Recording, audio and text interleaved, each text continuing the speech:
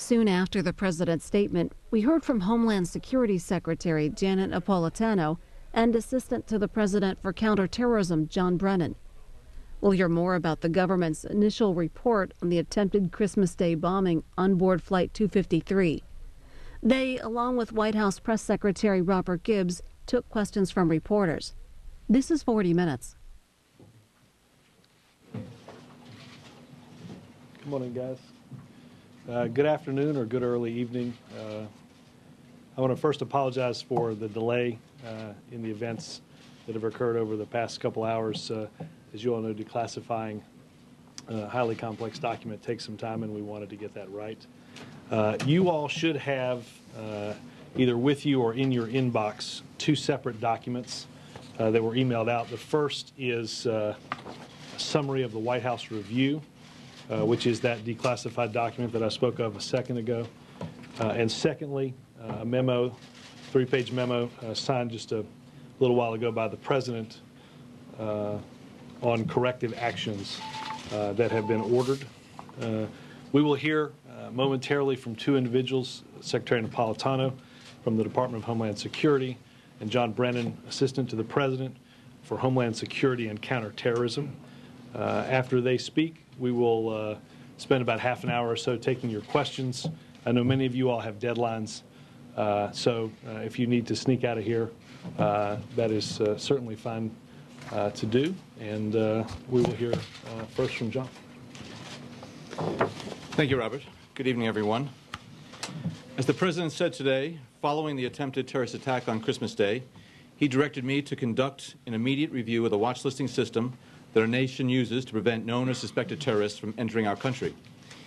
He also directed key departments and agencies to provide their input to this review, and I want to commend Secretary Napolitano, Director of National Intelligence Blair, and other leaders of the intelligence community for their cooperation, candor, and support. Now let me say that every department and organization provided the information that was needed. That speaks to the seriousness with which this administration takes what happened on Christmas. It also speaks to our urgency and determination to make sure that this does not happen again. The review had three primary goals: to get the facts, to find out what happened, to identify the failures and shortcomings of what went wrong, to make recommendations on corrective action so we can fix the problems. And I want to address each of these areas. First, the facts. As the President has described in his public remarks, in the weeks and months leading up to the Christmas attack, various components of our intelligence community had fragments of information about the strategic threat posed by al-Qaeda in the Arabian Peninsula, or AQAP, and the specific plot of Umar Farouk Abdul Muttalib. It was known that AQAP not only sought to strike U.S. targets in Yemen, as they had when they attacked our embassy in Sana'a in 2008, but that it also sought to strike the U.S. homeland. Indeed, there was a threat stream of intelligence on this threat. It was known, thanks to the warnings of his father in November, that Abdul Muttalib had developed extremist views, and his father feared he had joined unidentified extremists. And, as the summary points out, there was information about an individual now believed to be Mr. Abdul Muttalib and his association with al-Qaeda. These are among the fragments of intelligence that were available in the intelligence community on Christmas Eve, before Abdul Muttalib ever boarded that aircraft in Amsterdam. Of course, the central question is, given the fragments of intelligence we did know, why weren't they integrated and pieced together in a way that would have uncovered and disrupted the plot? That leads to the second line of inquiry. What went wrong? As the President described, this was not the failure of a single individual or a single organization. Yes, there were some human errors, but those errors were not the primary or fundamental cause of what happened on December 25th. Rather, this was a systemic failure across agencies and across organizations. I want to be very clear about this because there's been some confusion out there. In recent days, it's been widely reported that we saw the same failures before 9/11, or the same failure to share information. And after 8 years, why hasn't this been fixed? Before 9/11, there was often a reluctance or refusal to share information between departments and agencies. As a result, different agencies and analysts across agencies were at times denied access to the critical information that could have stopped the tragic 9/11 attacks. And over the past 8 years, those issues have largely been resolved. That is not what happened here. This was not a failure to share information. In fact, our review found the intelligence agencies and analysts had the information they needed. No agency or individual was denied access to that information. So as the President has said, this was not a failure to collect or share intelligence. It was a failure to connect and integrate and understand the intelligence we had. We didn't follow up and prioritize a stream of intelligence indicating that al-Qaeda in the Arabian Peninsula sought to strike our homeland because no one intelligence entity or team or task force was assigned responsibility for doing that follow-up investigation. The intelligence fell through the cracks. This happened in more than one organization. This contributed to the larger failure to connect the fragments of intelligence that could have revealed the plot, Abdul-Muttalib's extremist views, AQAP's involvement with the Nigerian, its desire to strike the U.S. homeland.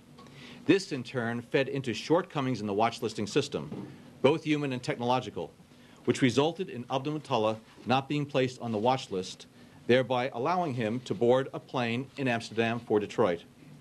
And while the watch listing system is not broken, how the intelligence community feeds information into that system clearly needs to be strengthened.